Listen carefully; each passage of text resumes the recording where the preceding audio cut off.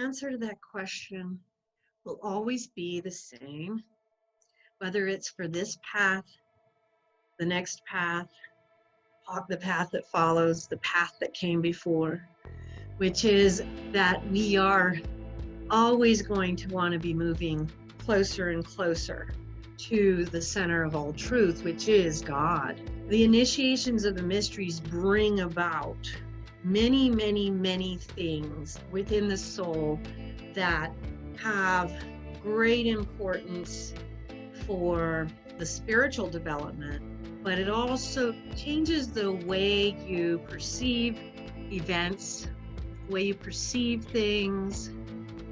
You'll never see things the same again.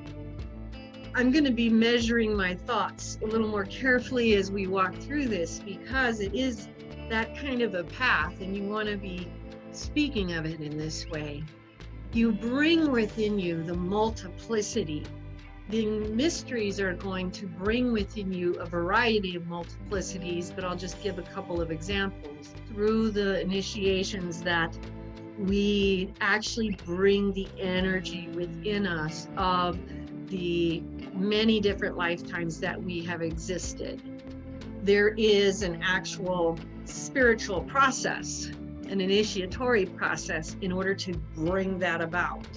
And when you do this, you view your world and your whole existence and this world and those around you completely differently from the way you did prior, because the way you did prior was always going to be based through this one set of eyes.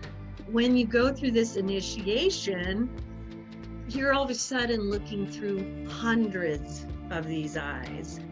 You're seeing the world through all these different personalities, all these different life experiences. But it goes well beyond that, because as you're going into these initiations, you are taking within you these energies that are being bestowed upon you from some of these great guardians.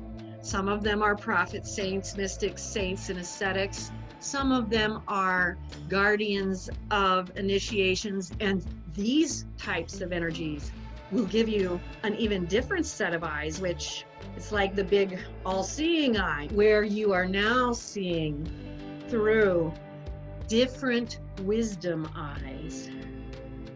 So you're seeing through these different eyes of wisdom. It's not just seeing through maybe the one eye of wisdom that you previously contained.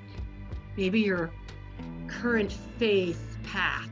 Maybe you had that one eye of wisdom, a grounded understanding of that current faith path. Now all of a sudden, you have all of these experiences of hundreds of human beings, thousands of human beings. And eventually you're taking on the experience of all life, all existence. So you're taking into yourself an ability to compassionate and see through the eyes of all life. And this changes everything for you. You're going to see people with an eye of compassion that comes very naturally then. It's not something you have to work really hard at, because when you observe, these things come to you just naturally and around you, because it's become a part of you.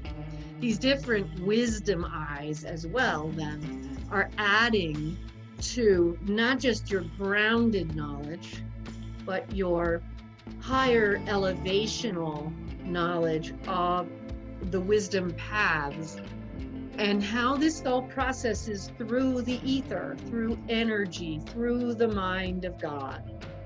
Because everything is different when viewed through the eyes of God than we see them. God does not see things as we see them. We see through the eyes of a very limited scope as the physical human being.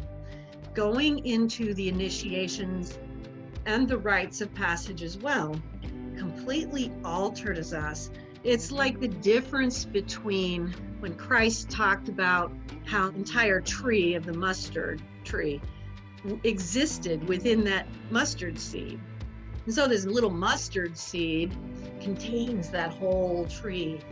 And each human being oftentimes chooses to contain one human being.